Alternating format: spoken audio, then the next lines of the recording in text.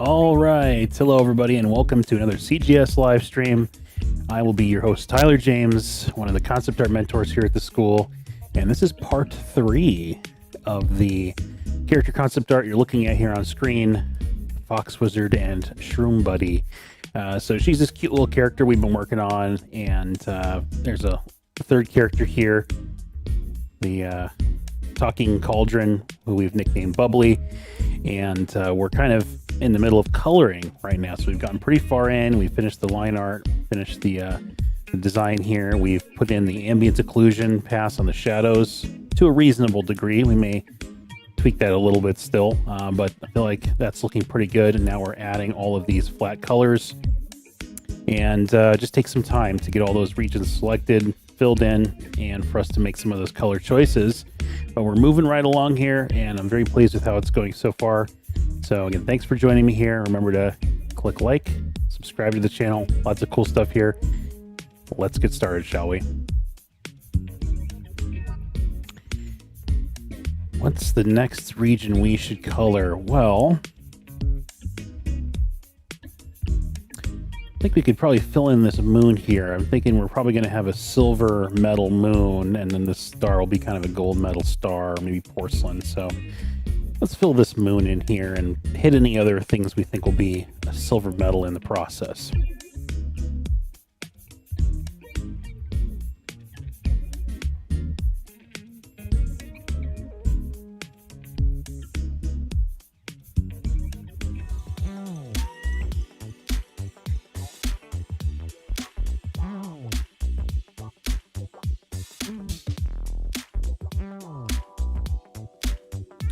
Hey, Blasphemer, welcome in. You made it. You are on time. Good to see you again.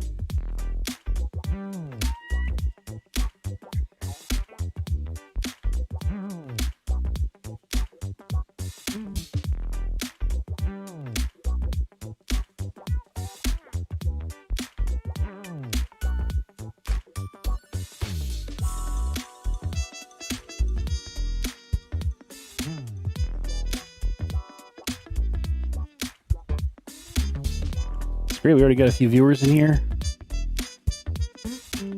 Yeah, I'm doing good. Thank you for asking. I'm feeling pretty rested today, which is always a good thing. Sometimes a rarity, but feeling rested today. Ready to rock and roll. How's your week going? How's everybody's week going? Everybody's staying sane during the quarantine. Finding things to do, hopefully.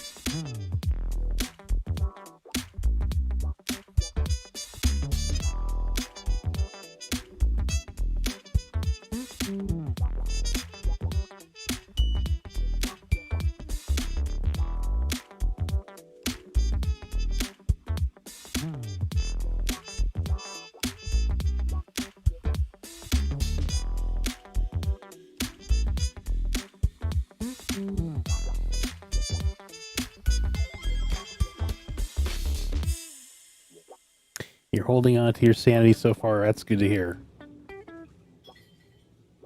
You know, I think for some people who are maybe not so used to being inside all the time like artists, they might be having a bigger struggle with the situation, right? They were used to kind of like going out every night, going out on the town. They might be going insane faster than us artists, right? We have kind of a secret weapon. We can dive into our own imaginary universe.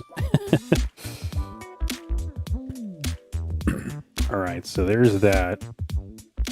But I think we're going to fill in Bubbly here too, his body anyway, not the handle. I think the handle's going to be gold. What are you doing there, Bubbly?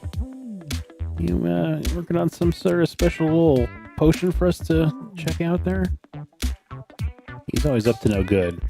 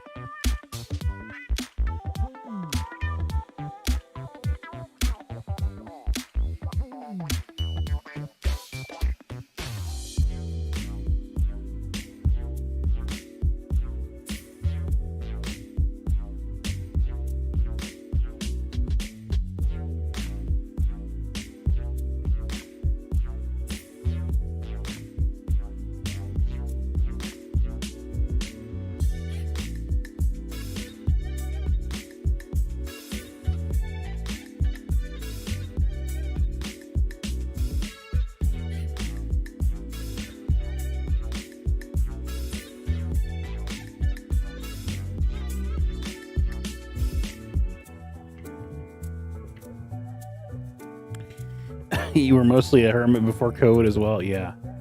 No, I mean, I would go out, but it would be for specific reasons. You know, like I liked going to some of my local art shows. We have like kind of like street fairs and little gallery showings, and there's a couple downtowns near me that do these little kind of street fairs and stuff, and I really liked those. Interfacing with artists and craftspeople in person was always a joy. And I turn down the music here a little bit. Feel like I'm yelling. Yeah, there we go. And I always enjoyed doing that. So when everything returns to normal, I will enjoy doing that again. And I like conventions too, but conventions get they're a little heavy for me. Crowds get pretty intense. Now, if I have a booth, that's a little better, right? Because you can kind of hide behind your booth and maintain some distance. But if you're just kind of walking the floor, boy, yeah, I have a limited tolerance for that.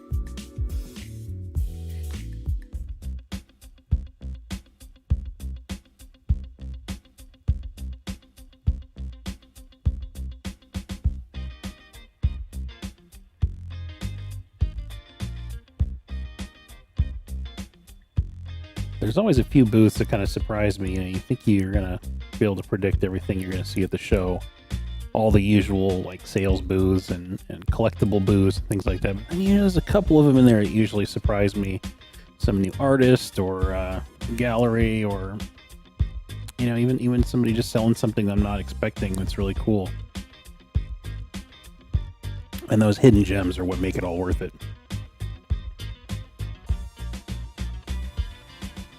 Hey, Rushback. Glad you can make it. Doing good. Doing really good. We're just working on the coloring process here. Just got some of these grays going on now. I think, you know what, let's go back to the gold here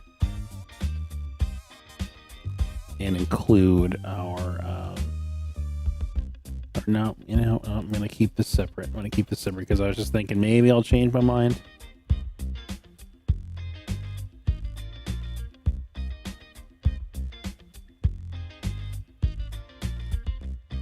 And if you're ever thinking maybe you're going to change your mind about something, well, put it on its own layer.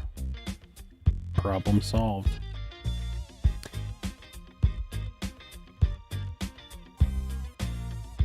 But in this initial pass, I'm trying to think of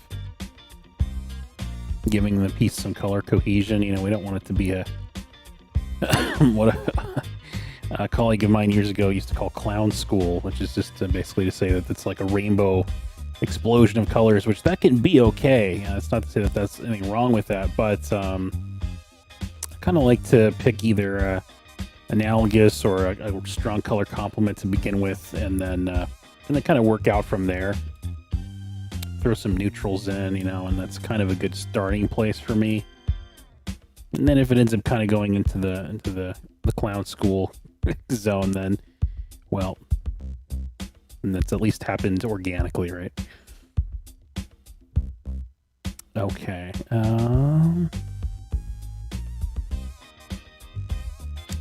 Let's tackle the coat. Let's do it. I've been kind of putting it off because it's a big piece, but I think it's time.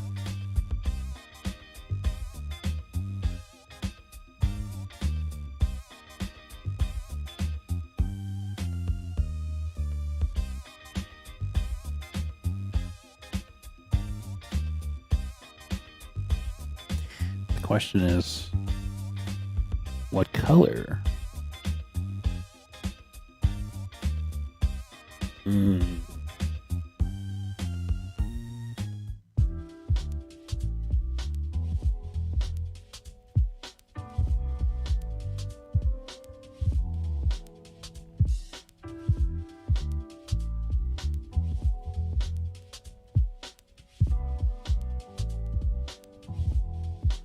Okay, I'm going to change my mind on this one for sure.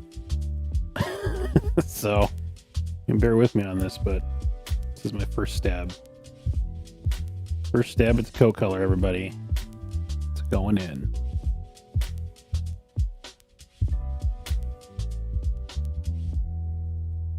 Hey, Penny. Welcome on in.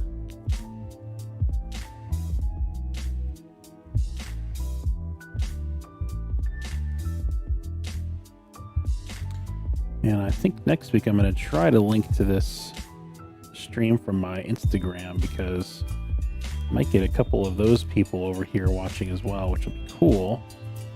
But we're working out how to get a good permanent link for the stream here, which is, you would think, a simple thing to do, but it is not. So we're getting that worked out. I think next week we'll be able to hopefully get that working. We've got our top people on it.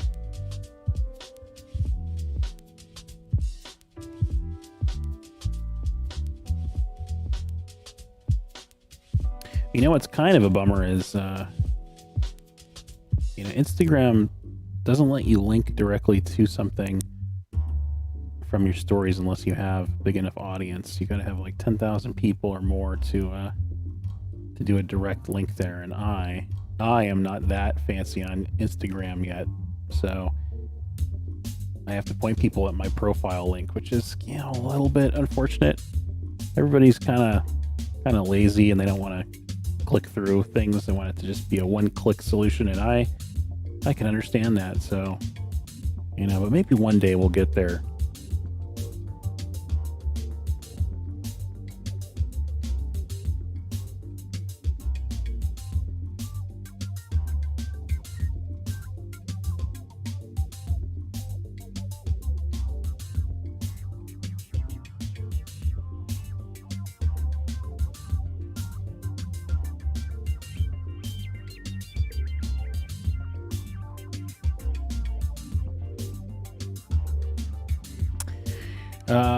Let's see, what, you aren't that fancy? Come on, you're slacking. I am slacking, it's true. Do I have the purple and the bag built in different layers? Bag built, yeah. Yes, they are on different layers. You are correct. Definitely got things separated by layers.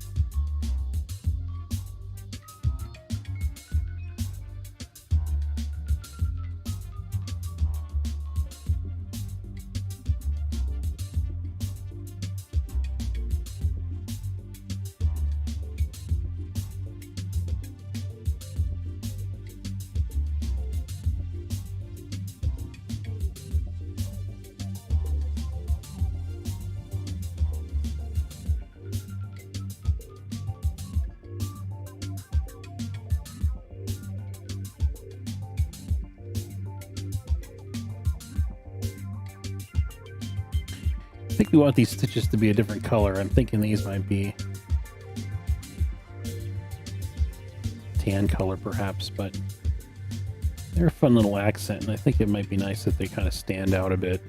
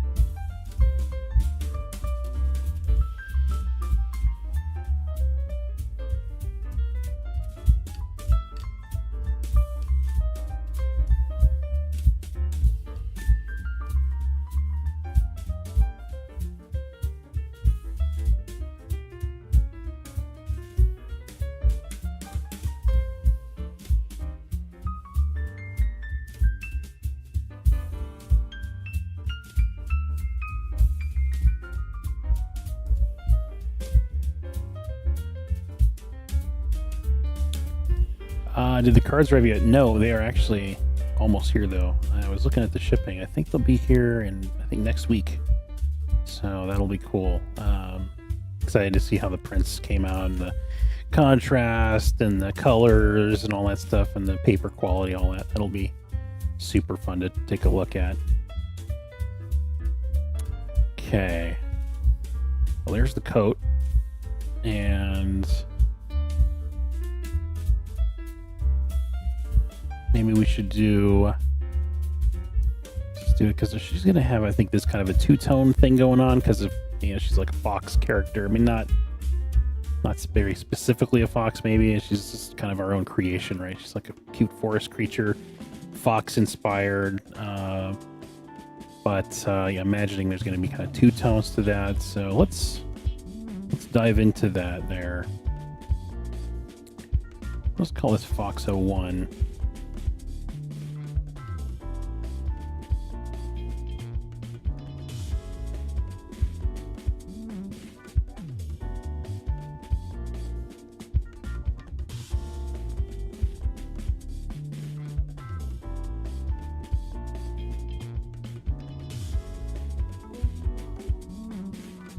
Can't wait. Yeah, no, it's fun waiting for a package in the mail. So let's see. I think this inner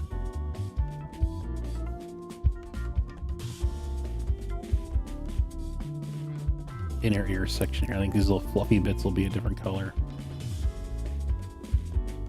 And maybe the ends of the ears too. We might just go on top of this, so I don't have to try and predefine that section. I might just go right on top of this layer and add in some of that.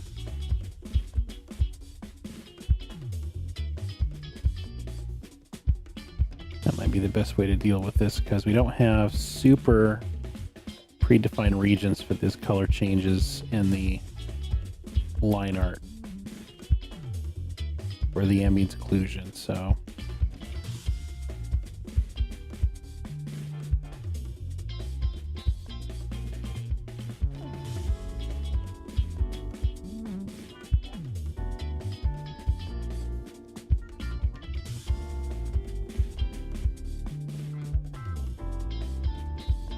oh my goodness, I can become famous by buying followers? Oh my god, we have an internet troll on our channel here. That's exciting. I feel fancy. Thank you for the offer.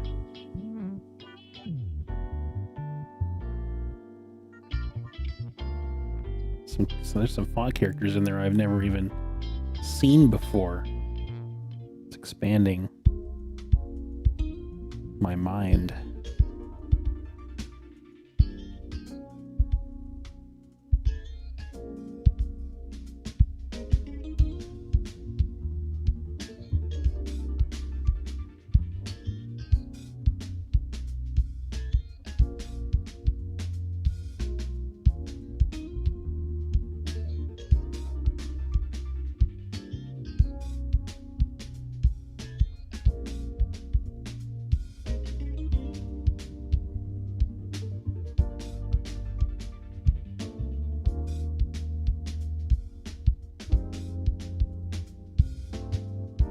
Just a bot. Oh, that's too bad. I wanted to maybe have some fun with them. Okay, that's it's definitely a weird edge there. There we go. Oh, we got to get underneath here. We don't want to forget about this section.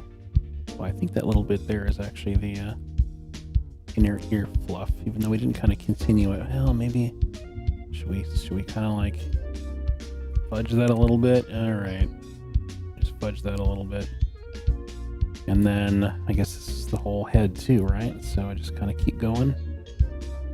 Well, but these little dots, those are going to be, I know those are going to be a different color, so we'll keep those out.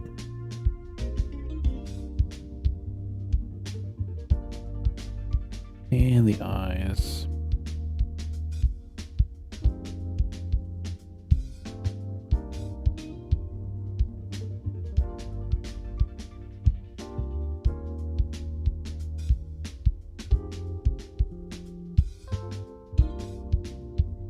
But we're definitely going to have some sections of the face here that are a different color.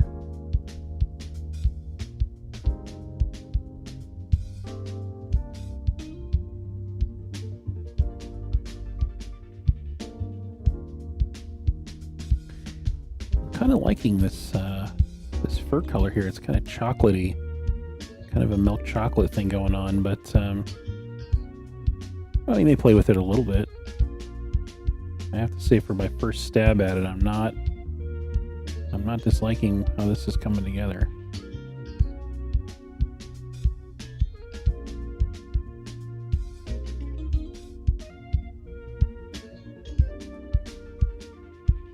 Oh yeah, we'll just do the whole thing there.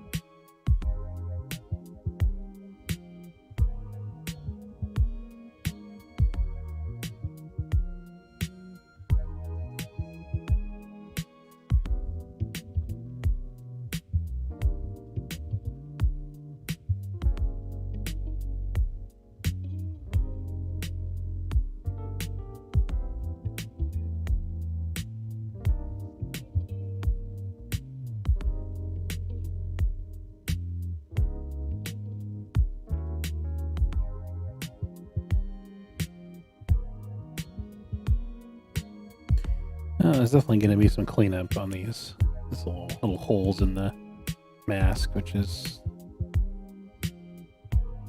kind of annoying, but yeah, it's easy to fix.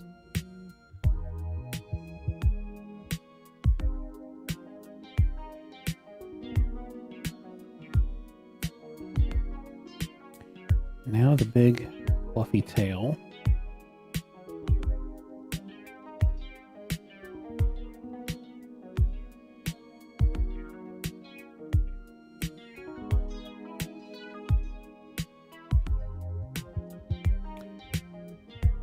Status is it's gonna be cool to model. Well, it's funny you say that, because that is actually exactly where it is headed, is to our modeling students. So we may see a 3D model of this in the future, which I think would be really, really cool.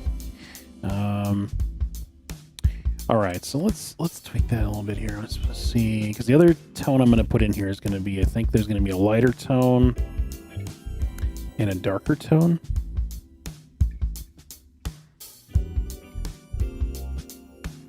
Let's go a little more orange with it.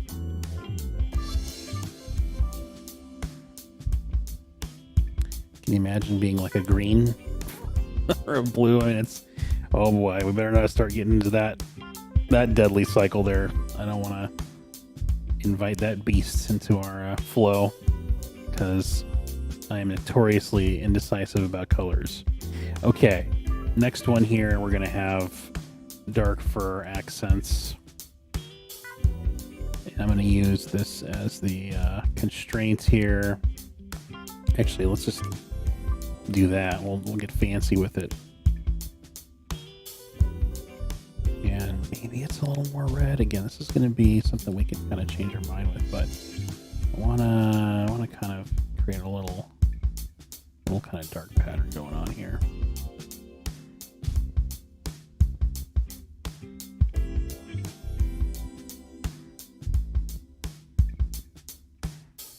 Let's leave the inside of the ear out of it.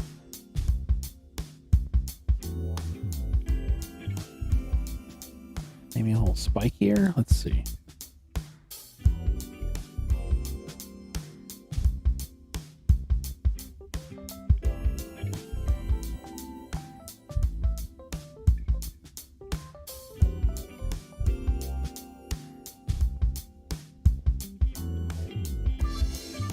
For the next color layer, can I explain how to create the mask selection? I'm curious about the workflow. Yeah, absolutely.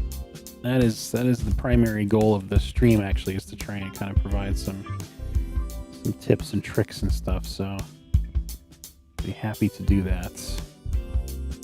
Let's first see if we can get in this little accent on the tail here. This one I did predefine. I was thinking ahead on this one.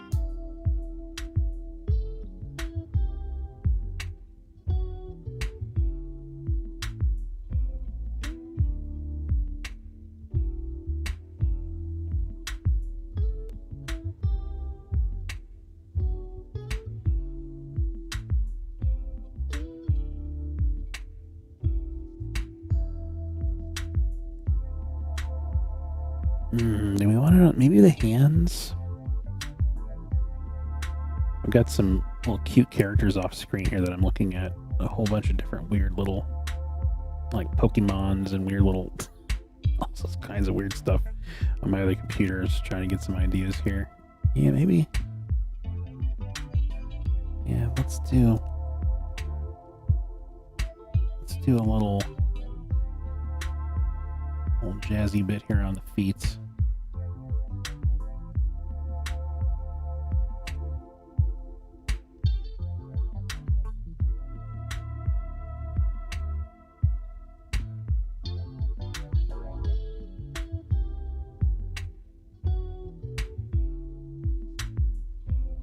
Not a huge fan of that shape. Let's work in a little bit more there. Okay, and I think we'll go dark with the hands.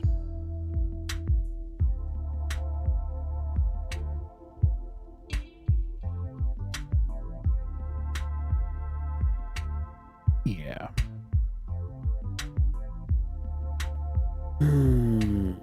Let's see. Do I know Milka chocolate? Milka chocolate? Because I start getting some Milka vibes from this piece. I don't know. Is that you have to tell me what that is. I'm not familiar with that. Let's get these lighter bits pulled in here. Let's do that. And so I'll explain now this masking process. So we have sort of a process of elimination stack going on here. At the bottom is a mask that's the entire character. And then I'll start painting the first color. And then when I go to do the second color, I can use this original mask minus the area I've already colored. So as I create new color layers here, I'm basically subtracting the mask of everything I've already painted. So it's a kind of a process of elimination, and just makes it so I don't have to paint the same edges twice, and that I'm getting pretty good precision between them.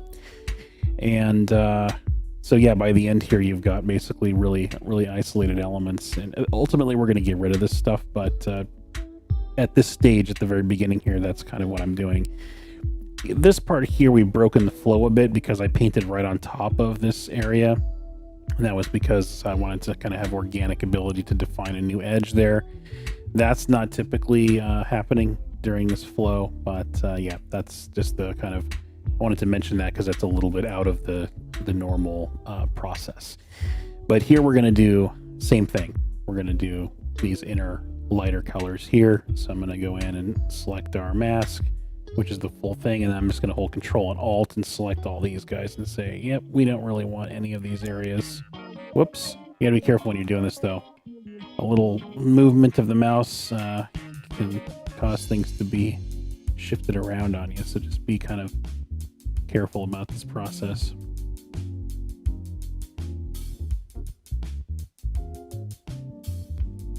Okay, and then this one I think is going to be kind of a creamy color.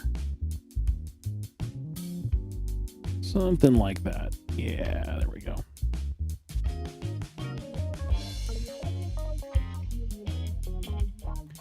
want the nose? Maybe the nose should have been dark brown too. I probably should have put that in that layer there.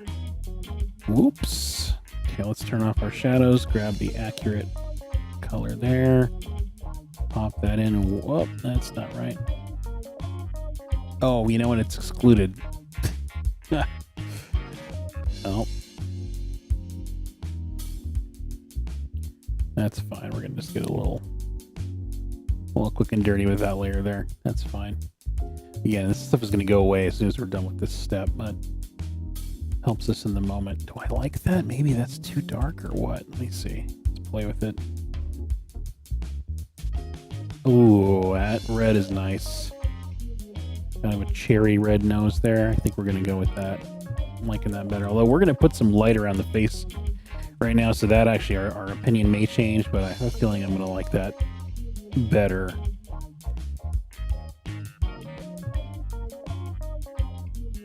Because we're gonna use the same cream color here.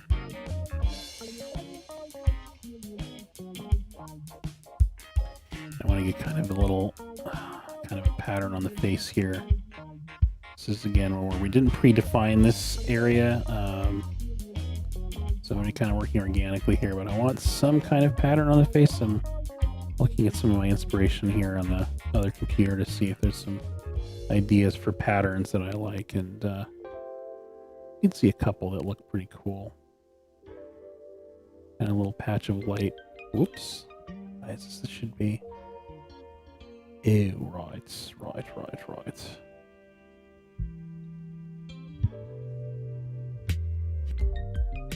There we go.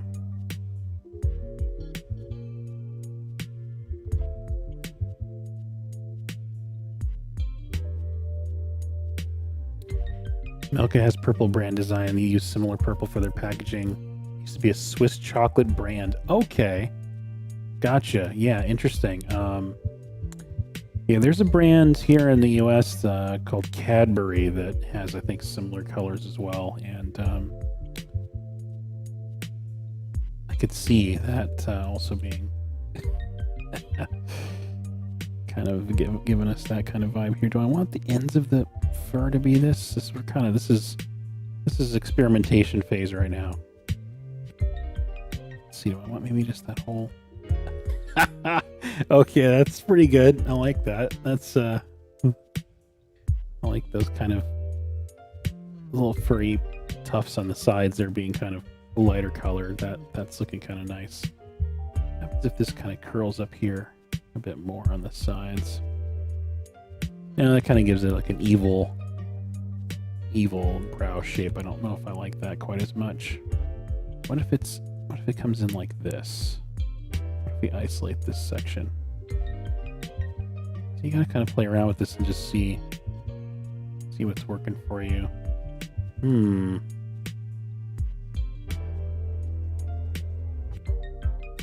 Yeah, I think I like that best. And then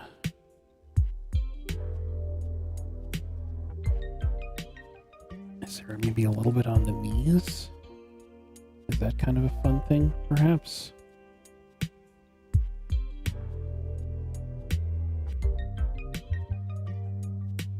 Yeah, I think I like that. A little knee accent there.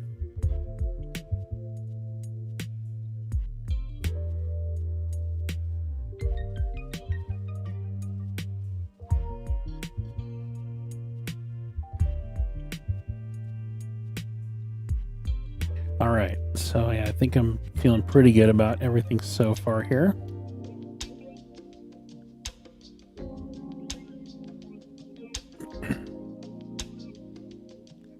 Should we do the eyes next? That seems like a logical next step here.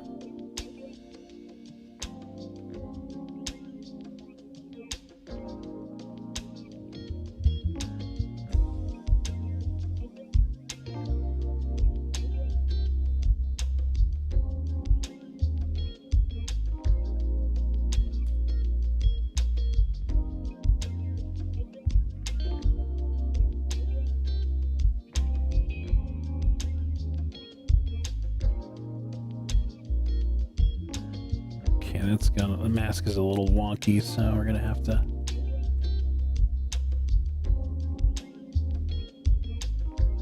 edges a bit there manually. All good. Just be careful about it.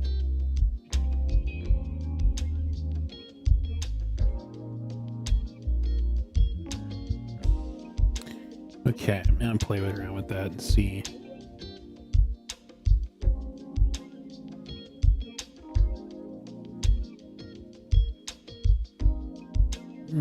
That's kind of fun.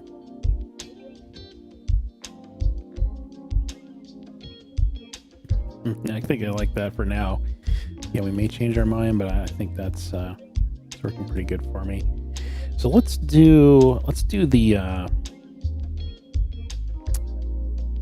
maybe we should finish her first, and then we can move on to the Shroom Buddy. I don't want to have ADD too badly here. Maybe we'll put some like blue-capped mushrooms in the pocket here, and we might be able to do a bit of hue variation on those. But I think it might be a fun tie-in here with the eye color, and maybe the potion bottle has some blue in it as well. So let's do that. Pocket shrooms.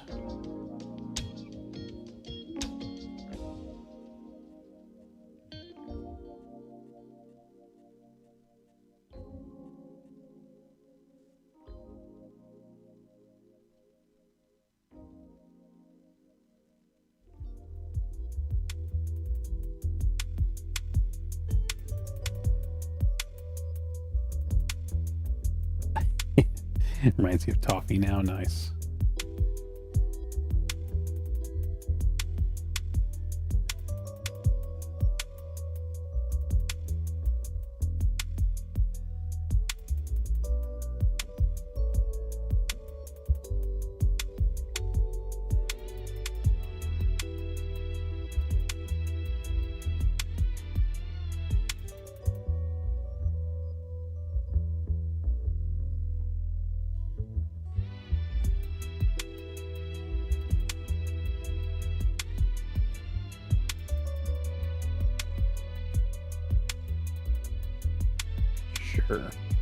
Sure, why not?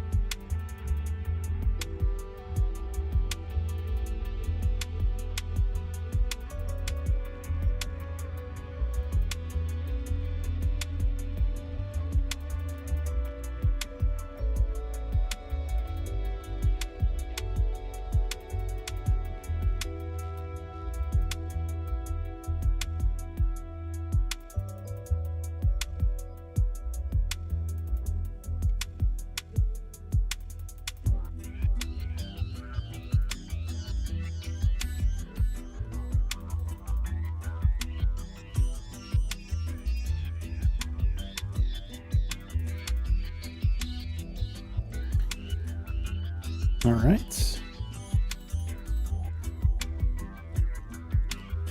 And we could bounce over here and do these two, but I kind of want to just do the Shroom Buddy on his own. So let's do the coat stitches. That's kind of a minor thing. Let's just get that done real quick here.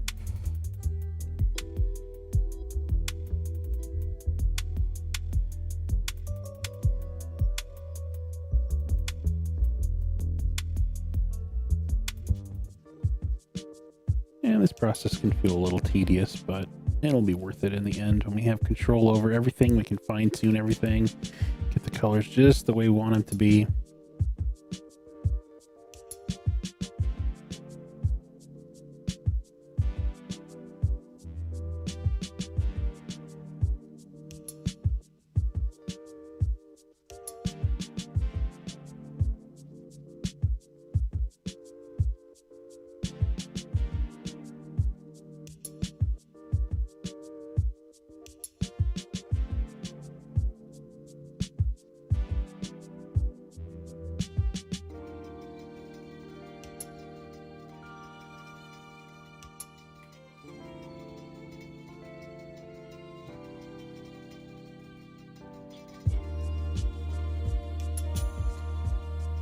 the potion top here.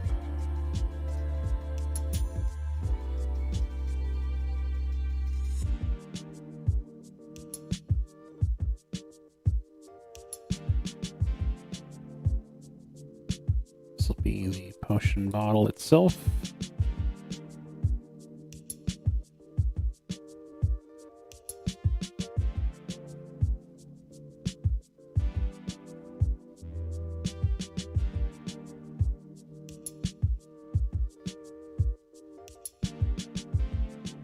I've probably got everything.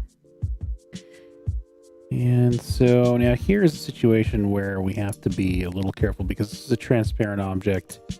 And so, you know, we're going to be seeing the things that are behind it. And so what I'm going to do here is I'm going to paint what's behind it, essentially.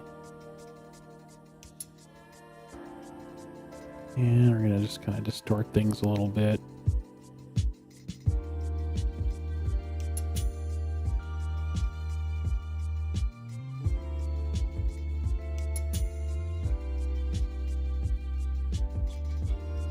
And then we're going to add in the liquidy stuff in a second here. What I want to do is I want to take this and I want to darken these colors just a bit to get some separation there. Okay, and now we're going to take this color and think about the level of the liquid in the bottle here, keeping in mind the thickness of the glass.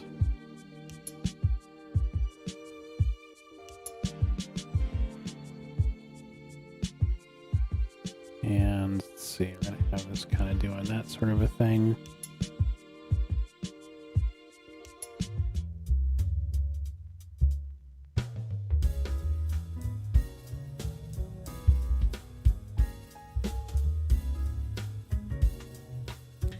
When we add the specular reflections later, that'll really make this bottle look proper.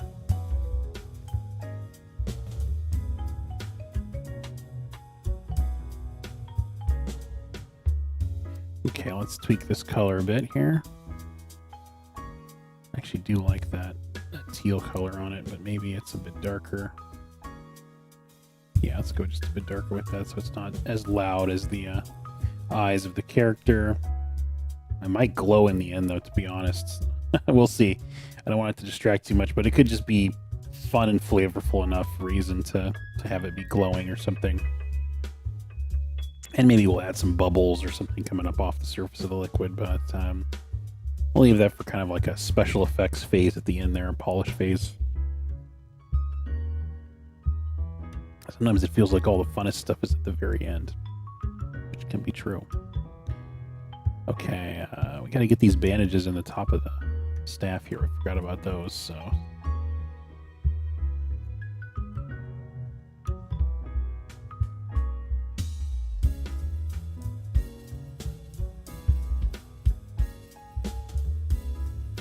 Actually, we can just select the silver. Nope. See, that's. These masks are not fully doing what I'd like to do, but close enough.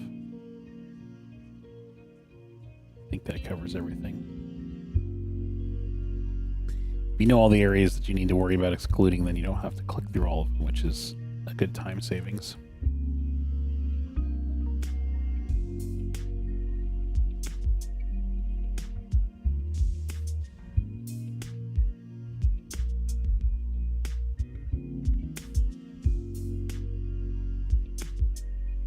Probably include these eyes in the silver layer.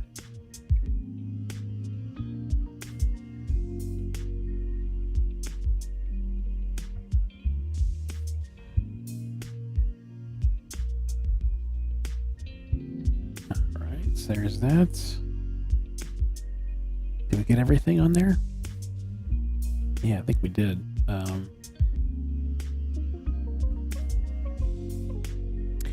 Yeah, the eyes are going to get more complex. You know, we're going to add way more to them. They're not just going to be turquoise jelly beans. We're going to have some shading in there and stuff.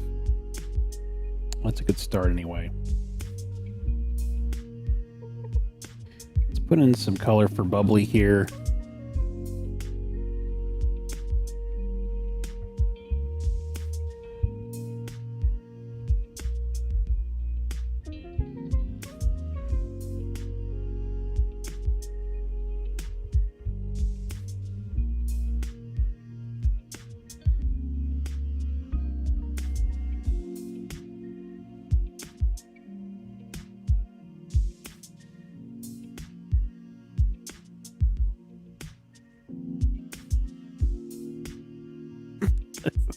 That cracks me up.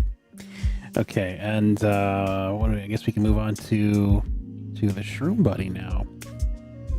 How you doing there, Shroom Buddy? How you doing? You ready for some colors? I think he's ready for some colors. He's excited.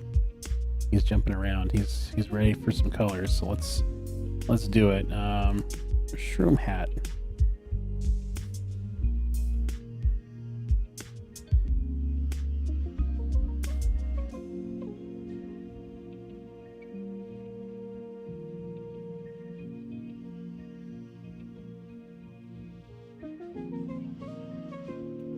Do I need to worry about this? Maybe I don't need to worry about everything, right? I can just click this. I need to think smartly here. We're just gonna deselect the cauldron area. Yeah, there we go. Cool. Yay, Shroom Buddy. He's the best buddy. I agree. He is the best buddy.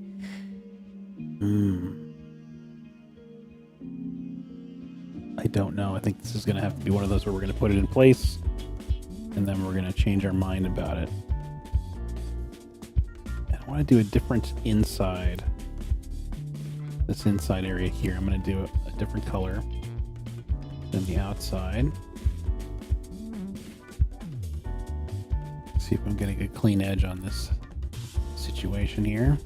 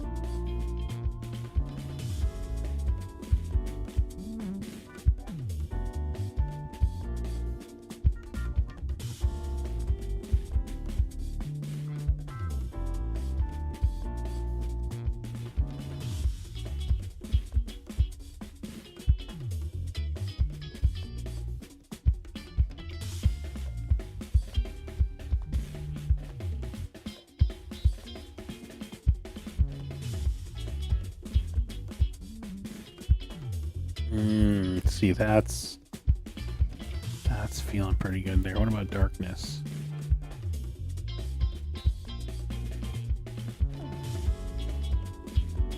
Yep. All right, let's go with that for now.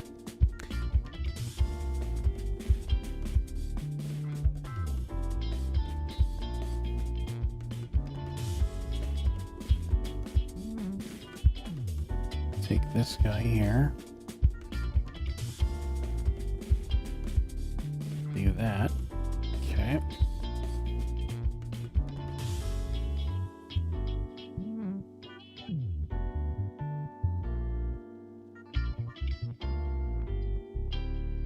Well, that's a little off. We'll adjust it in a second here. But close enough for now. I think I'm going to keep this area separate. We may do another vibrant color on the inside, maybe, instead of a neutral. We'll see. I want to adjust how much he stands out from everything else going on. This lake is a little pudgier than that one. I just realized that. We'll liquefy that later. Inevitably, you always find little things you want to tweak along the way.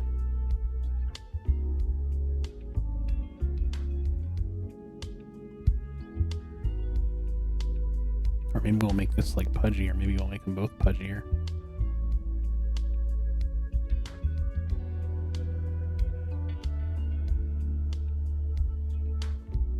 It's one of the things that I'm always doing for students is I'm showing them areas of symmetry that have an issue, and then I have to ask them, okay, well, which side do you want to go with? Do you want to go? It's a very common situation. Yeah, okay, so let's tweak that color there. I wanted to go lighter with it. Yeah, something like that.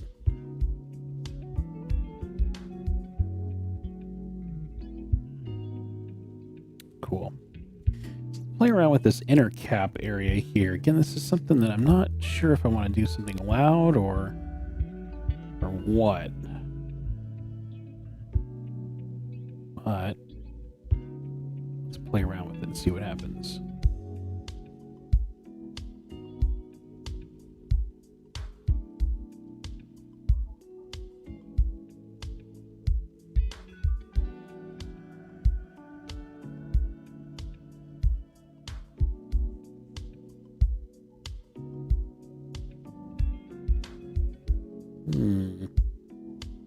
Yeah, I don't really know yet. Let's just do something and see. See, there's something kind of fun about that, having that inner bit a different color there. It just adds a bit of flavor to his character.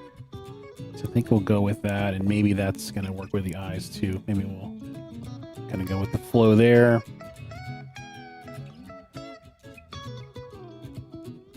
And then we'll get these dots all accented properly here.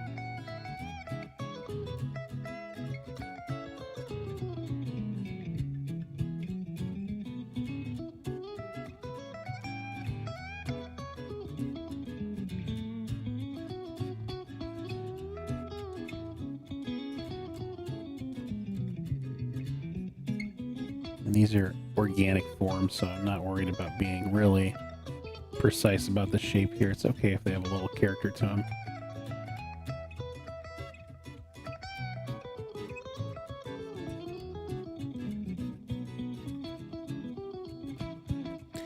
And you have to remember too, you know, there's a little bit of mismatching with this line art, but this line art's going to go away. We're not even going to see that later. That's going to completely disappear. So we're not worried about that. It's just there as a way to kind of help us see our original design.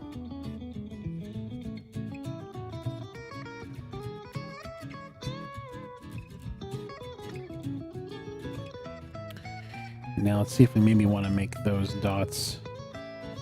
Oh, interesting. Maybe we'll just go, should we just go white with them? Maybe. That's a pretty classic choice, right? The white hat there. All right.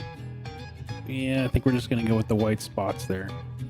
Now we got to make some choices about these tiny little guys here. These little auxiliary shroom caps.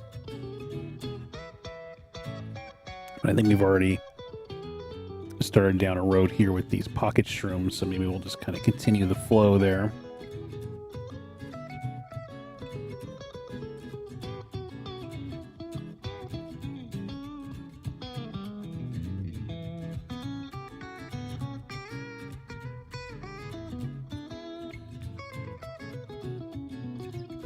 Did I go on the inside? I think I kept them the same. Well, actually, we don't see the inside on those, do we? We have an opportunity here to make these a little spicier.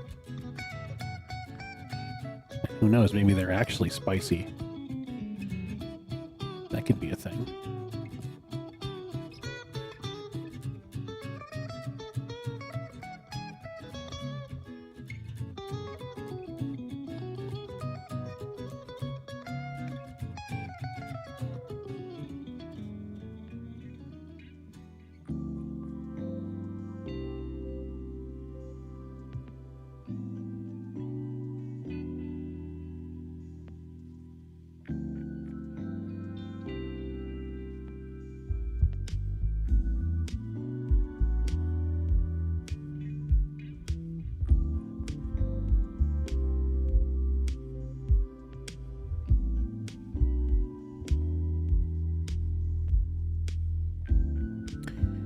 think that's pretty good situation for those. Let's get the little dots in here.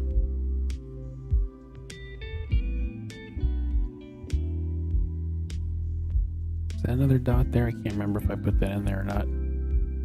This looks pretty good. Let's roll with it.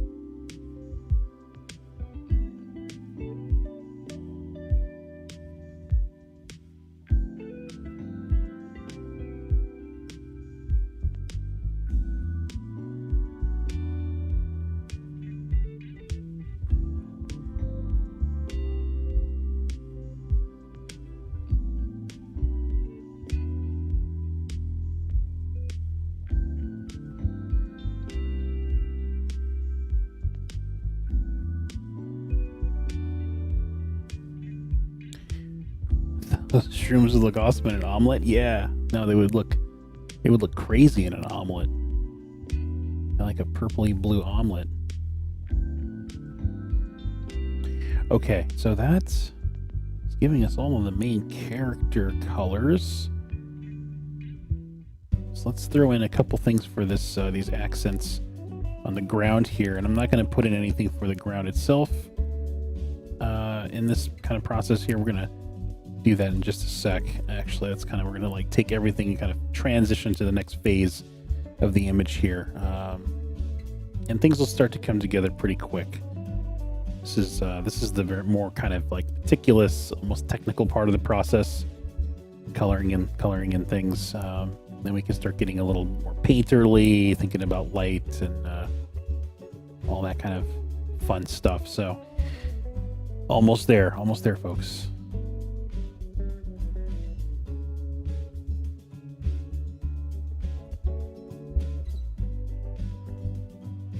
Let's do the grass.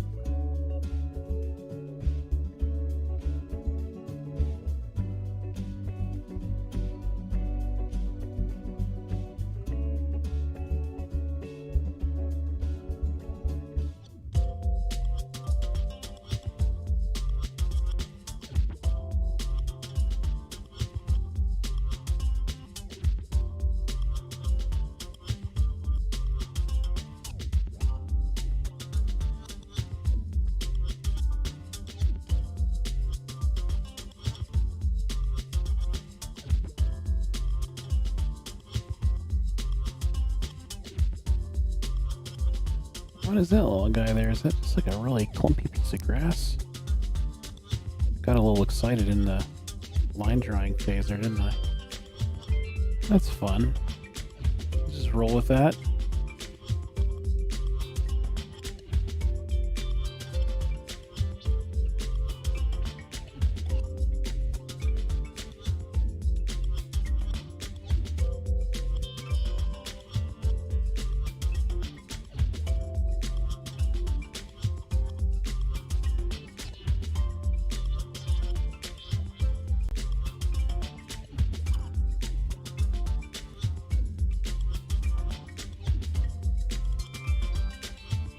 Did we get them all? We did. Okay, last one, rocks.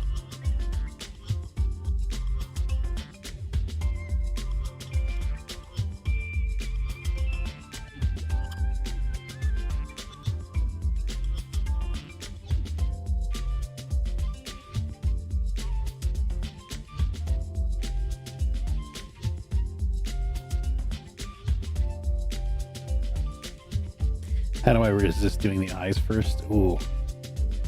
I don't know that I always do resist.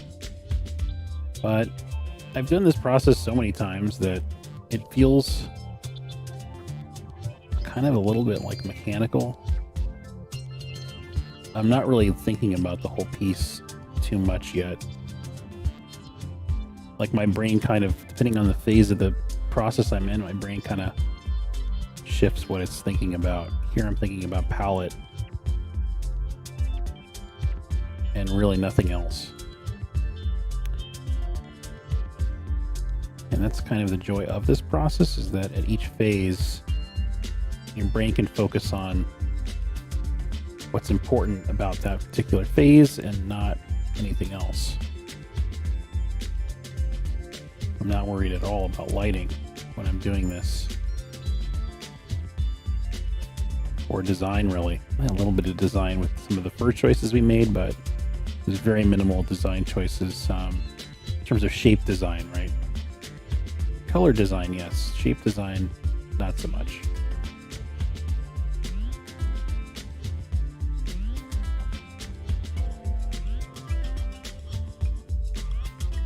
Typically when I talk about design, I'm talking about shape design.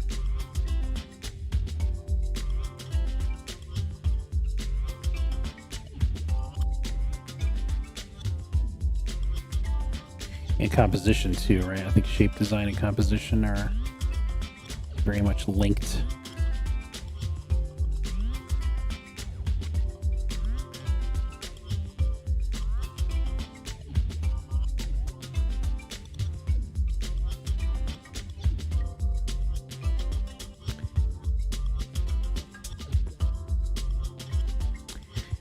Carolyn asks, is it a choice, for instance, not to overwork one area or not to make a distraction from the overall feel?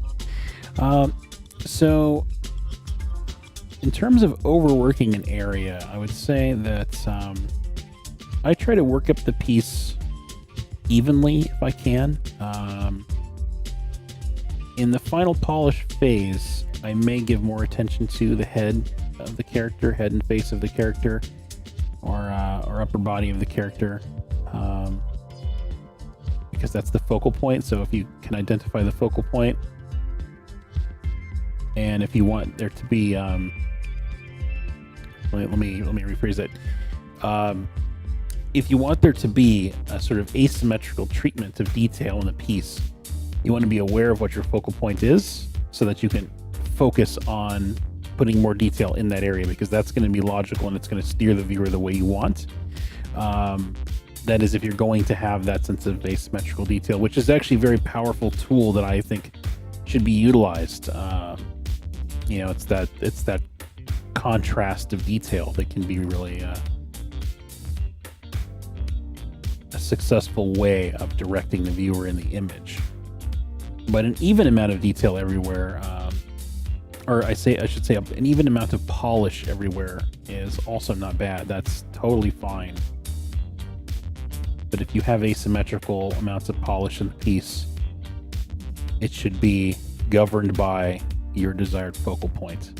And then the second part there, not making an area distraction from the overall feel.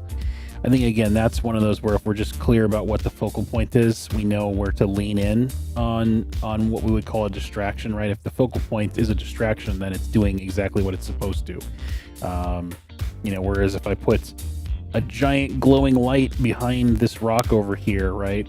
Or like a little dancing bunny or something, that's like totally distracting to what we want people to be looking at, which is the main character here, and then secondarily the friend over on the left side. So we can see that the focal point, controlling the focal point, being aware of it is kind of the main factor in all of those choices. All right, there it is. All the colors are in. So we can move on to the next phase of this piece. So I'm going to take everything here, and I like to use my layers to organize myself, but I also like to use them as a way to create a history state in the image. So I just take everything we've got, we're going to put it all into a big old 0-1 group, and we're going to duplicate it and set it to 0-2. So we can go back to this if we ever need to see what we did there, use it in terms of selections, whatever, but we're not worried about merging things and collapsing things together at this stage.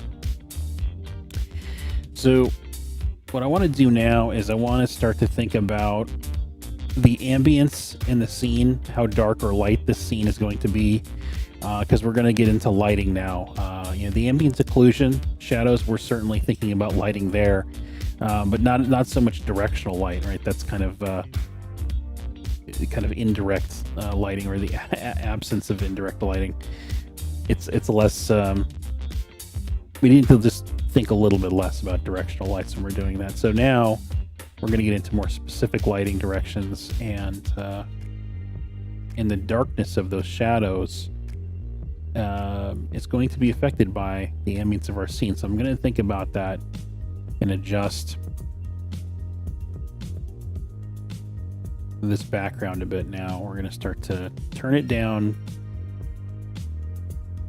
and think about this being more of an actual scene. And we're not going to paint a background really in this. I'm thinking about just overall brightness of this now. And you know what we forgot to do? We forgot to do the teeth. That is one thing we definitely forgot to do. Let's do that really quick.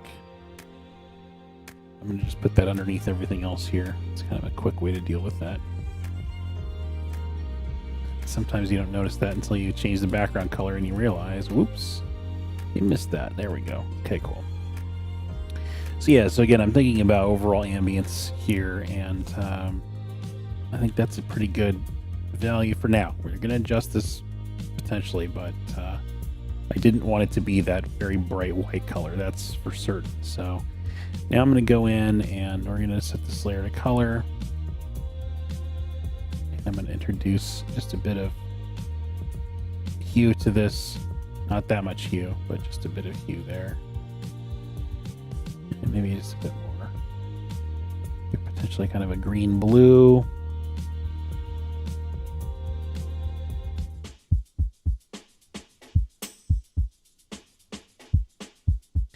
And I'm going to put in some washes in the background here to start to give us a sense of where the lighting is coming from in the environment. And we're going to have lighting from above.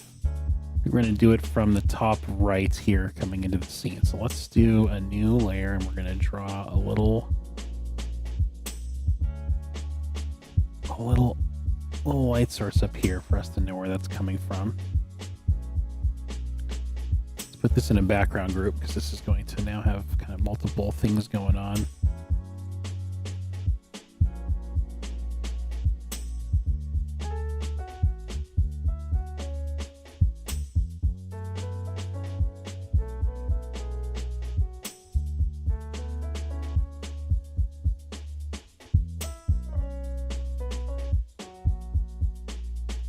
And we're going to darken this over here because the light is obviously coming from over here, so we can kind of think about a bit of a vignetting that's happening from the light source up in this section here. And now I want to think about emphasizing the ground plane here, having light hitting the ground plane and the shadow that's going to be casting from the character. What I'm going to do is I'm going to give ourselves a bit of a darker gradient back here.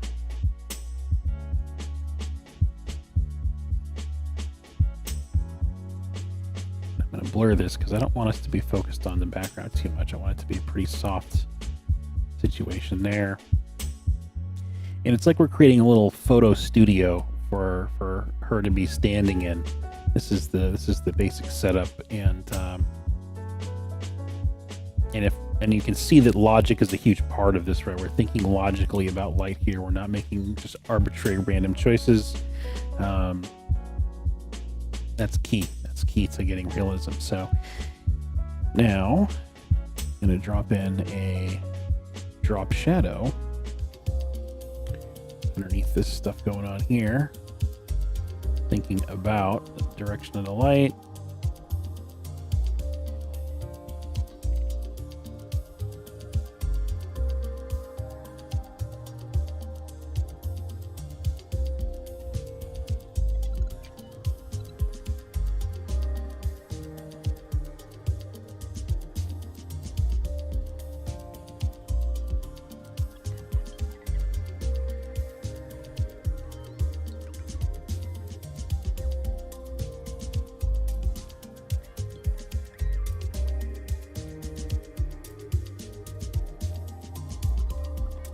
Bring that vignette in a little bit here on this side too. Kind of focus the viewer in on the middle of the image here.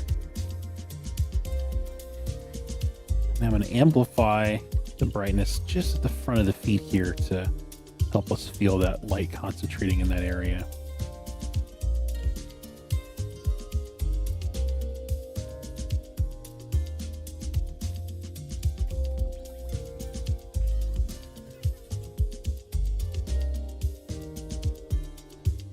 Might be a little too much. Let's turn that down a bit. I'm looking over here. I have a navigator up as well. This is a really helpful tool because it lets you see your piece far away instantly while you're working on it. And I'm just seeing, how is this lighting feeling? Am I getting the atmosphere that I want in the scene?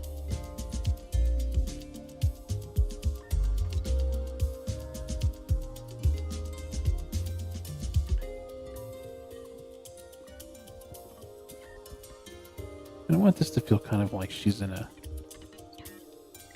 maybe like kind of a dark, moody forest, but there's light filtering in through the canopy hitting her. So I think the vignetting can be pretty strong here.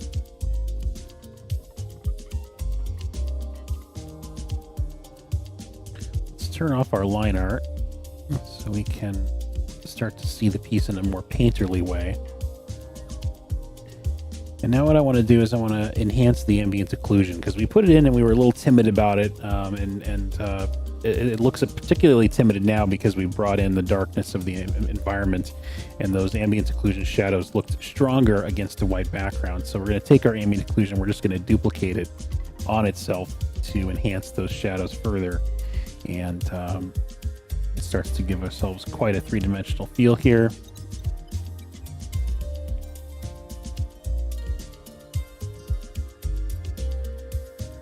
And we'll inevitably take this green from the ground here, and we're going to kind of bounce it up and have it hitting the undersides of things, which will really be a neat effect. But what I'd like to do is indicate maybe just a bit of grass tone here. Just a little bit more of the saturation in this section.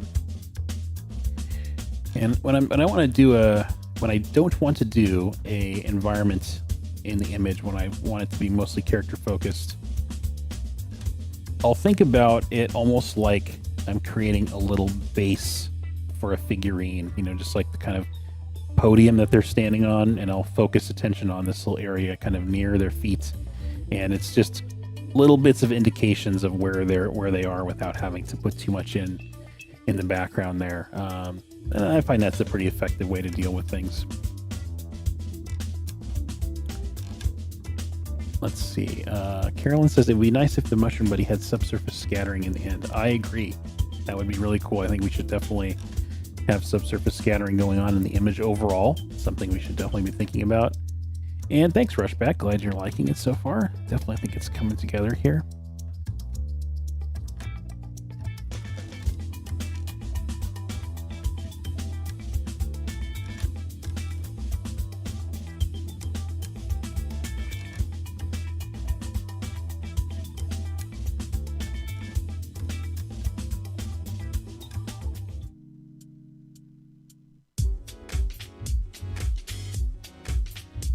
Penny says she'd be my favorite children's book character with the poem. Oh, thanks. I appreciate that.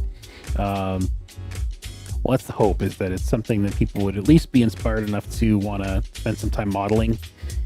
I know I have trouble doing a 3D model of something that isn't exciting for me. So, because 3D modeling, gosh, you think the concept takes a while. Sculpting something out and making it in an actual 3D environment, that's where you really got to spend some time. So I want to make sure that it's something people will enjoy working on. So yeah, so what's the next step here? We got a sense of the ambience. We need to bring in those graphic shadows now that we have a sense of where that light's coming from. So I'm going to take a new layer here. Graphic shadows. Just going to paint with a straight old flat black brush here. Set our opacity down to 50% as a starting point. This is going to get adjusted, but we just want to have a sense of what's happening here clearly. And we're going to use our handy dandy mask as an outline. Excuse me, an outline for this layer.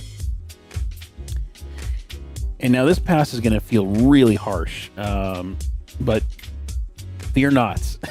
we will adjust this and we will create halftones easily with this pass. But the key with this here is we're thinking about the graphic read of the light in the scene. That's why I call it graphic shadows. We're thinking about cast shadows and we're thinking about self shadows, or what some people call form shadows. That's what we're thinking about here. So they're distinctly different from ambient occlusion. And we're trying to find a really powerful graphic read to the light and shadow shapes in this image. So the trickiest thing here is just, again, maintaining the direction of the light, thinking about the curvature of the forms, and where to sort of weld the shadows together. And you'll hopefully see what I mean here in a moment. So, but the first thing to do when you're starting this pass is to start where it makes most sense to you. Start with the obvious stuff, because there's some parts that might feel like a trickier part of the puzzle, right? It's just more of a mystery about light and shadow in certain areas, but there's some spots that will likely feel fairly easy for you to discern. Like, for example, we can say safely that this whole area underneath the hat here, brim, is going to be in shadow. That's a pretty easy place for us to start. So let's start there.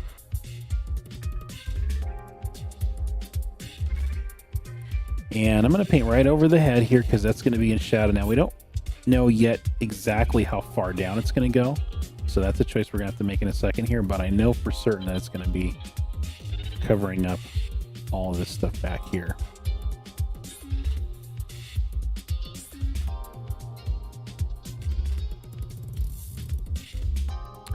Let's see. Miguel asks, any sources on where to learn about sound design for video games? Ooh, that's a good question. You know, I am probably not the best person to be giving you that answer because I'm so much in the visual arts field there.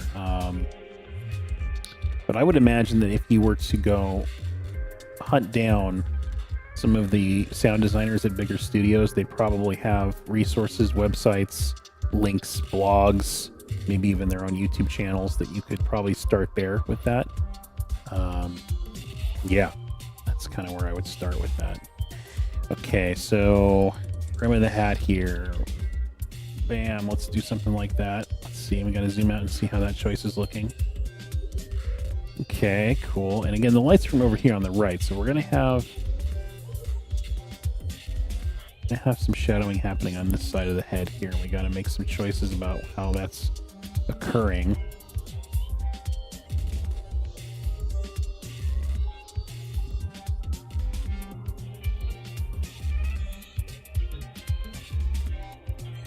And it's likely that you're going to do this pass and you're going to change your mind a bit about some of these graphic shadow choices, and that's fine because this approach is designed so that you can change your mind easily, right? All we're doing is painting with a flat black color, And we can erase away and change our mind about these shapes very quickly. We're not worrying about blending or halftones or anything right now. We're just trying to find that graphic shape. If you guys have seen cartoons and anime and all that stuff, you're very familiar with this sort of cel-shaded look to lighting. You know, they don't have time to paint all those halftones into every frame, so they've got to make these graphic choices. And what you'll realize is that a piece can read just fine with the shadow as simple as this, with a hard-edged shadow. You know, and it could be that it may need to be a little bit lighter, right? But we have this on its own layer, so we can make a choice about that after the fact. But we'll take this further, of course, and we're going to blend this out. We're going to create some halftones from it. But it's funny just to think about how much you can get reading well this simple graphic shadow like this.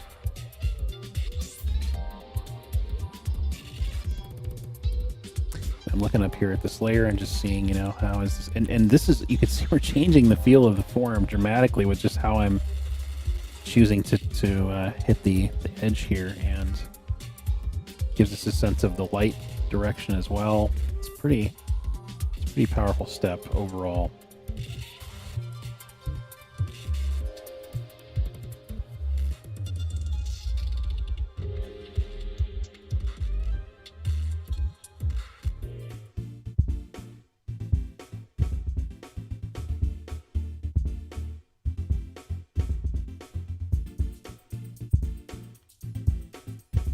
Walid Fagali is a pretty fantastic. Okay, yeah, that might be something, Miguel, for you to check out.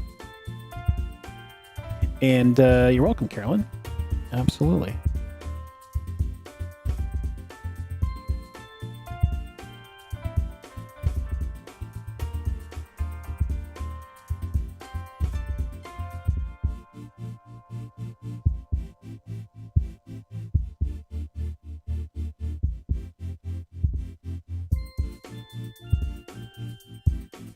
Nope, see, those are, again, we can change our mind very easily about this stuff.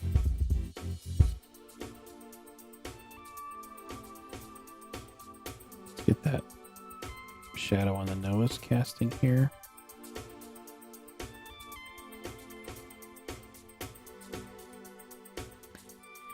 Now we've got the head casting a shadow down onto the neck here. Or lack thereof of a neck, right? We don't really have much of a neck on this character. And now I'm questioning if maybe you want to pull this shadow in a little bit closer on this side. Let's see.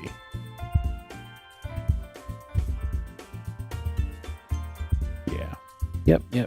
Yep, totally. See, so you can just kind of so easily make those choices. I love it.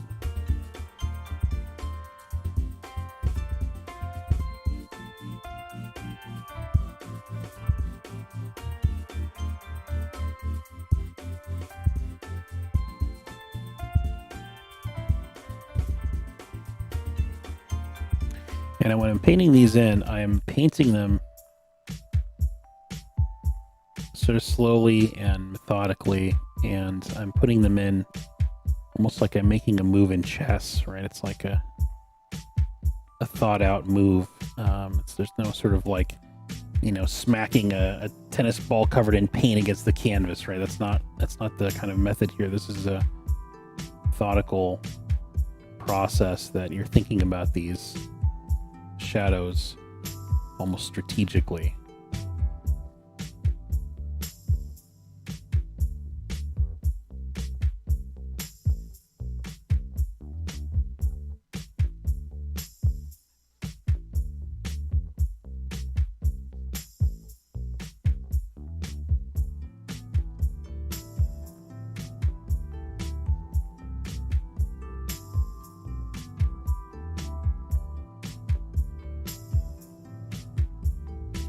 We can turn on our line art layer here and see if we needed to borrow a bit of our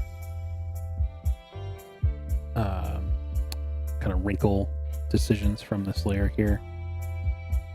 We can see that we wanted there to be a bit of a ledge to this section, so let's add that in. And then maybe there's a little bit of a shadow going on here. there'll be some fine tuning of this stuff for sure when we do all the half tones off of this.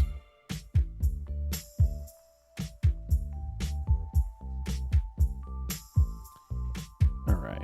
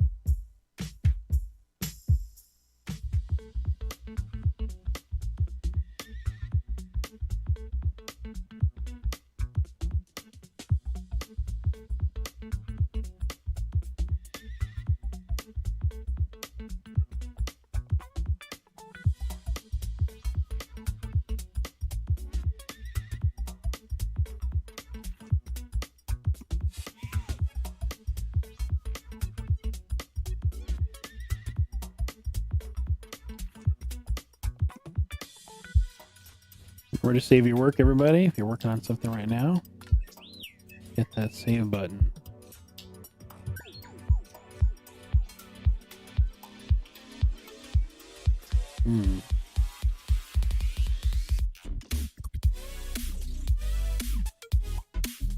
Okay, let's just block this in as dark right now. And then we might erase away a bit. Okay, cast shadow from here.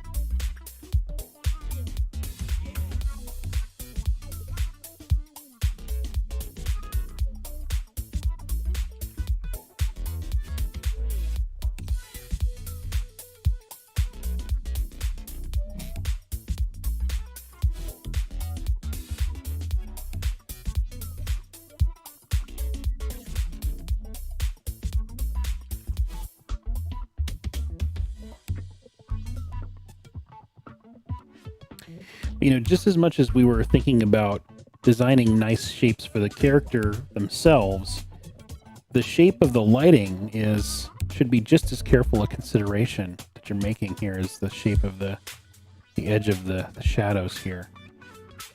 It's part of the design.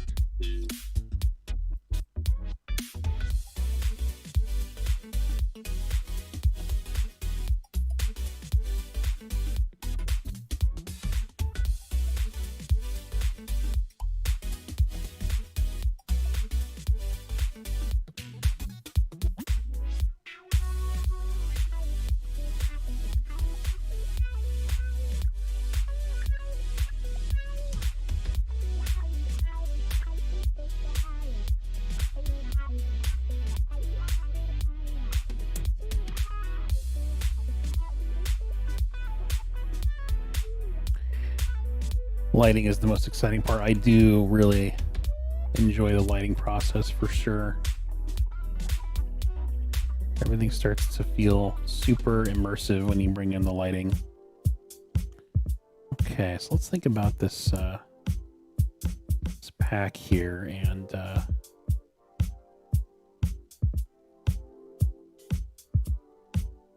finding a good turning edge for this pack.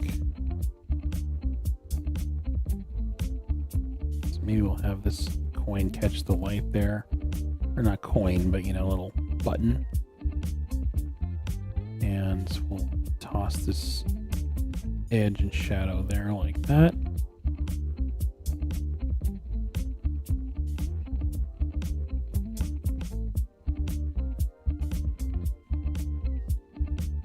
Okay, let's do that. Maybe there's a little bit of this edge that still catches the light there.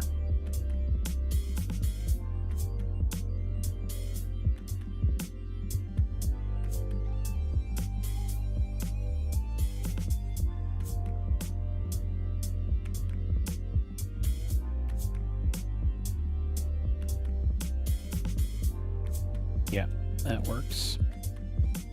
This is kind of tucked in here, so we'll get a little bit of shadowing there. And then, of course, the pack is casting a nice shadow on everything underneath it.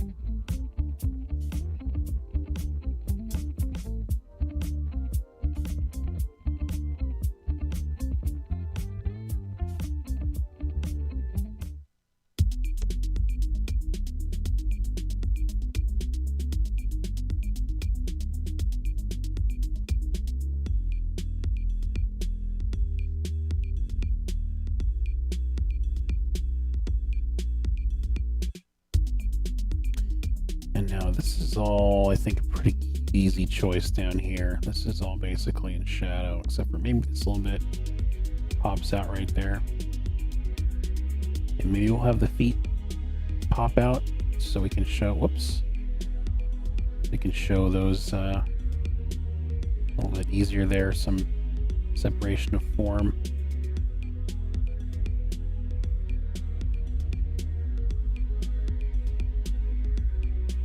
And then the tail is going to have maybe an edge right around there.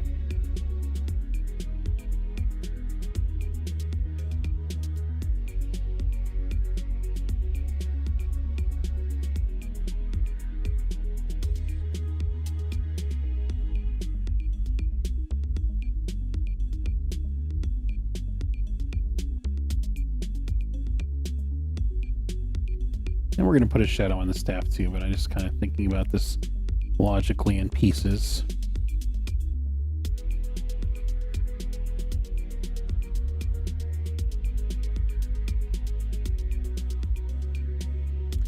And this is again where we can design the shadow shape to maybe help us feel some of the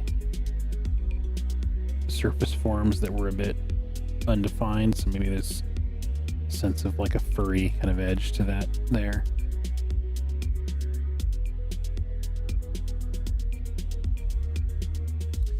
Cool, and then I imagine that this arm casting and shadow kind of down. Do we want to do? So this is, we gotta kind of think about this. Is this is the light kind of coming from behind? Are we still getting his shadow kind of casting down like this?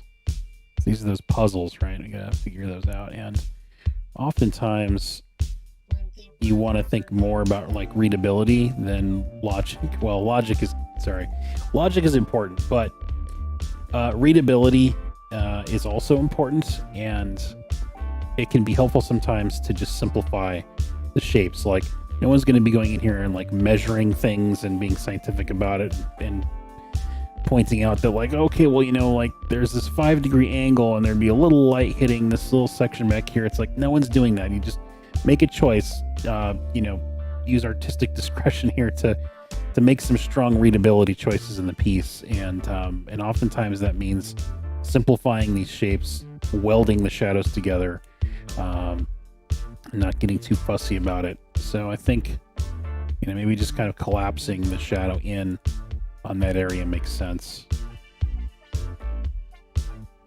We'll keep blocking in all the shadows in the rest of the piece, and we'll kind of come back to it and just see, is that feeling logical?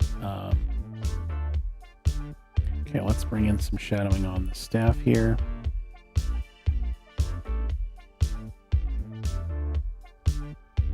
Shadow, get casting some staff casting some shadows down onto the cloak there.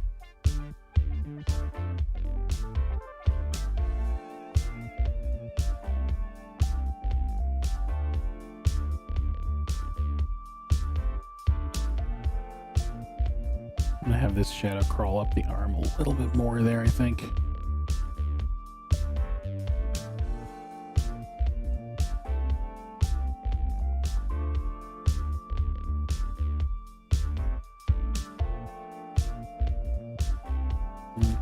Sure, that works.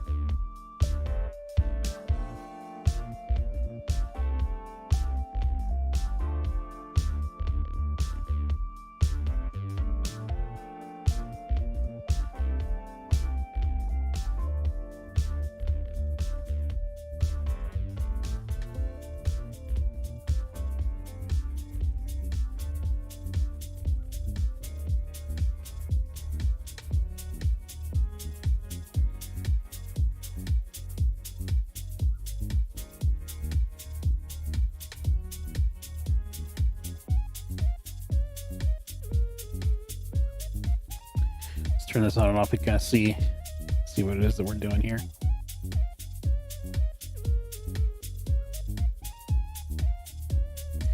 We can make it super dramatic if we increase that, right? Look at that.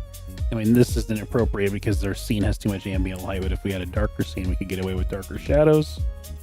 Right? We can make this really subtle and bring in just a little bit of shadowing here. And we're going to create halftones based on the edge blending in a moment once we get through this step. But yeah, that's kind of you can see the impact that this step has on it and how important it is. And some people actually like their art to feel kind of ambiently lit. Like some people do art that just feels very kind of ambient occlusion based.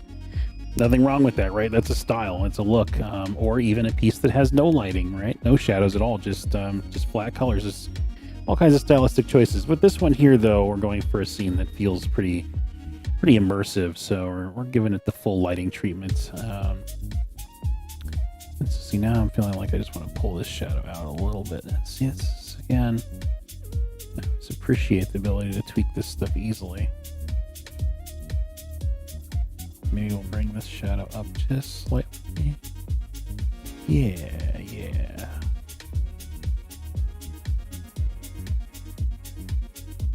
Yes.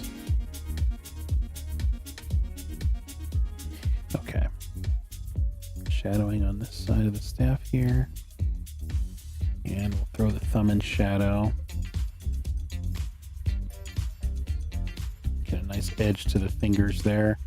And casting a shadow down onto the staff. I'll throw in a little shadow there, sure, why not? Okay, so now this is kind of a weird little bend in the staff, and I like to imagine that maybe the shadow creeps in a little bit more in that section there.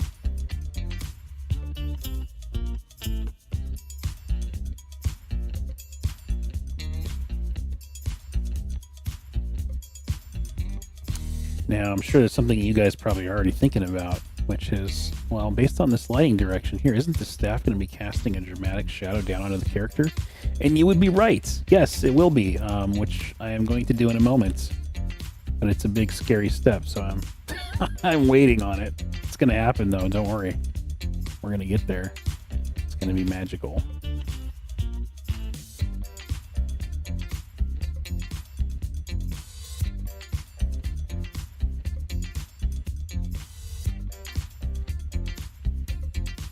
Oh, cool. I'm glad you guys are liking it so far. Yeah, the lighting step is a lot of fun. I really enjoy this step.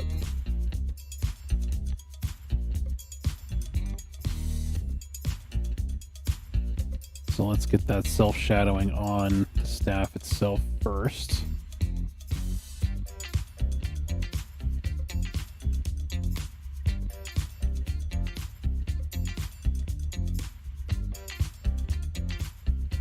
That smile kind of went away. Let's give it a little, let's enhance it slightly with the shadow there.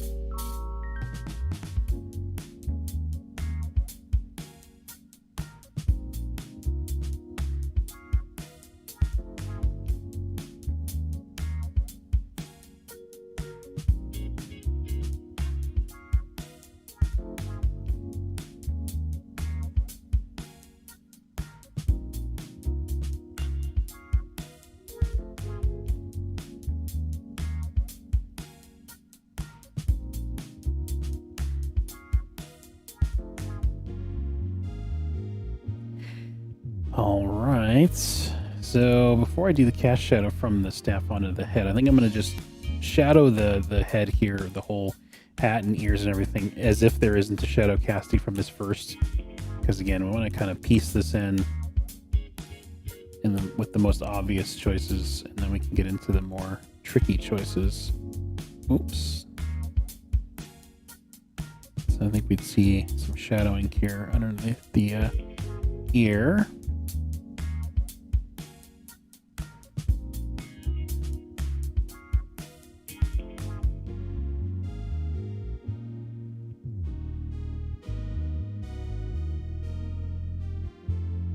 Just take that whole thing. What you're going to notice is that as we get further along in this process, I'm going to start to make bolder choices about welding shadow shapes together too. I'm going to be trying to connect things together. At first, we're a little more timid about it. We might be, sneaking up on some of these shadows. We might not be making as bold a choice as we need to, but as we get more of a locked in, we might start to get more clarity, more confidence, and we can start to combine these shapes together. And the more we can combine, the more graphic the read is, the more powerful it'll be. So that's kind of the idea there. But yeah, we're starting with, again, the most obvious choices going on here. So maybe there's a little shadow casting from this into the ear there. That angle's a little bit tricky, but we can surmise that maybe there's a bit of shadowing happening there. Let's get some shadowing underneath this section here. Wrapping just underneath that there.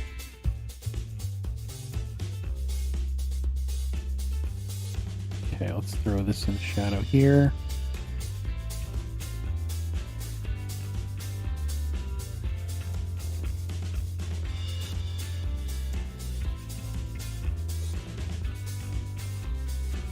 Shadowing now from the ear onto the hat behind.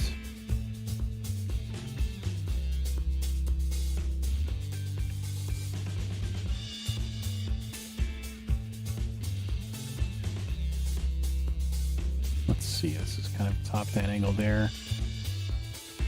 Let's see, we've got that ear shape there like that. Let's pull this in a bit. You can just see how much design is happening here lighting design is happening in this stage.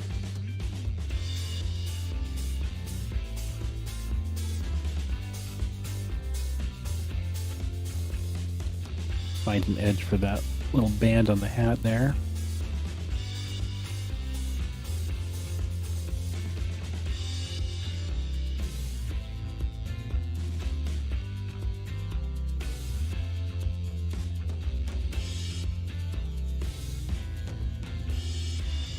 And that's an easy choice there, luckily. Just kind of toss that all in shadow over on that side.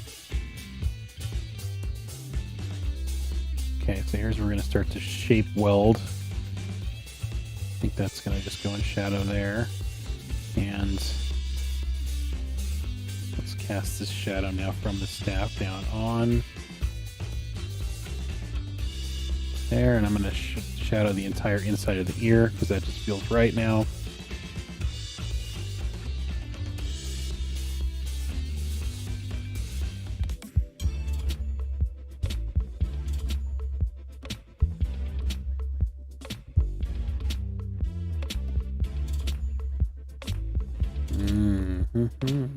Tricky.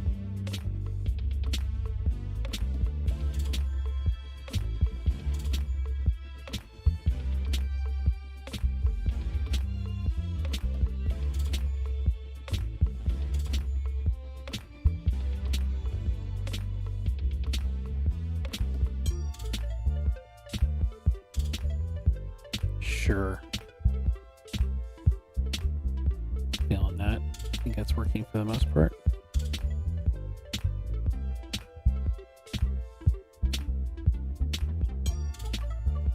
Kind of increase the amount of shadowing on the underside of this here.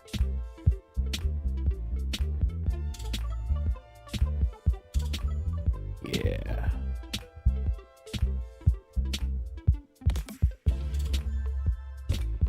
And just a little preview of what we're going to do later. So we're going to be able to create halftones just by blending these edges. See that?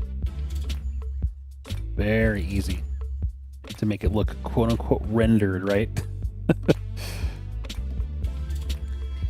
Okay, moving through here, let's do that. Bit of shadow underneath the tail here.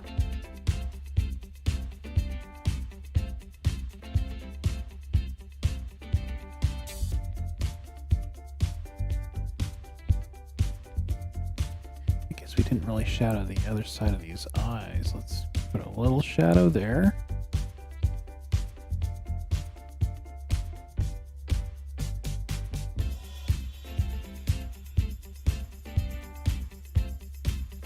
The other thing I'm squinting my eyes, kind of blurring my eyes a little bit, and just kind of reading it from that perspective as well, because it allows you to focus on just the graphic shape more. Let's pull that shadow in there. Pull that shadow in there a bit. Let's cast a shadow off that pocket there.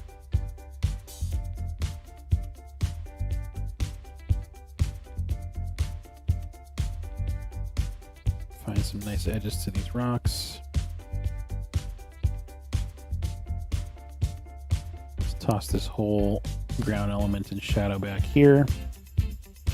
And let's do the same for this piece here.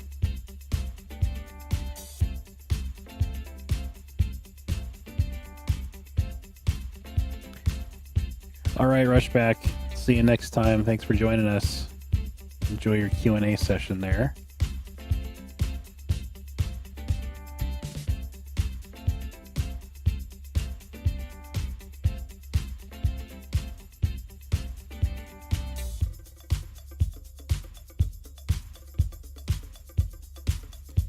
And what you're noticing is that we're creating this kind of a distinct duality in the piece, right? There's the areas that are lit and the areas that are not lit, and that can be whole regions, right? Like I put this whole section into shadow here. It's not that we lose any clarity on it, really. You know, it's just darker. It just lives in a darker value range than everything else, and that's going to be important to the readability of things. Now, We'll get into this later, I guess, but one thing you can do to make things feel a bit painterly is you can take everything that's in this shadowed region and you can simplify the details in those areas. And so that might be something we'll play with later and tinker around with, but that can be kind of a fun exercise in giving a kind of a painterly feel to things.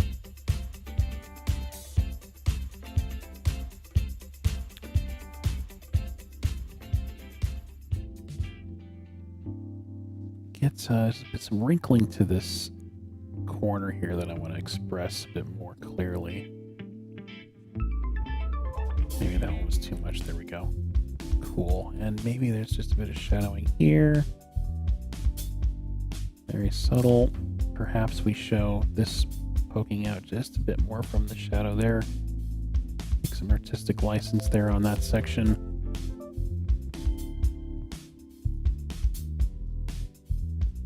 Bit of shadow on these guys. Okay, let's find an edge for the cauldron here.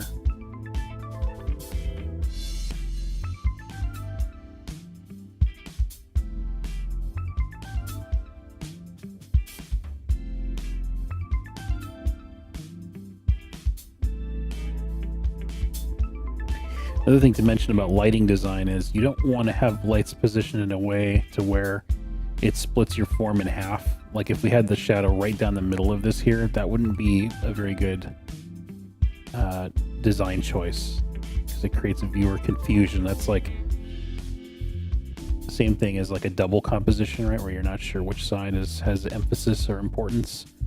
And so you want to design your lights in such a way to where they're hitting. I mean, you can't always get everything to be perfect, but generally you're going to want it so that there's sort of an uneven ratio of light and shadow on the major forms in the piece. And you could do the inverse of this, right? You could have most of this in shadow and only a little wedge of it in highlight. You want to kind of go one way or the other. Splitting things down the middle, it's not as good. Not as good.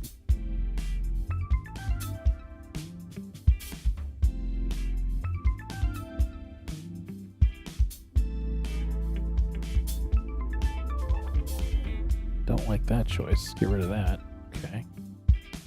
And now we can indicate this thing kind of rising up off there with the cast shadow.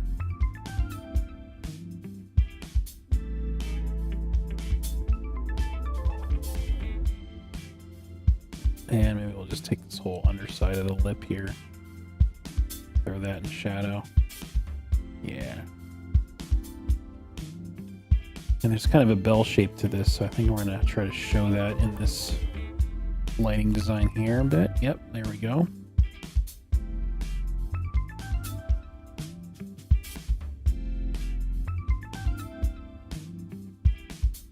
Curl that shadow up and over like that.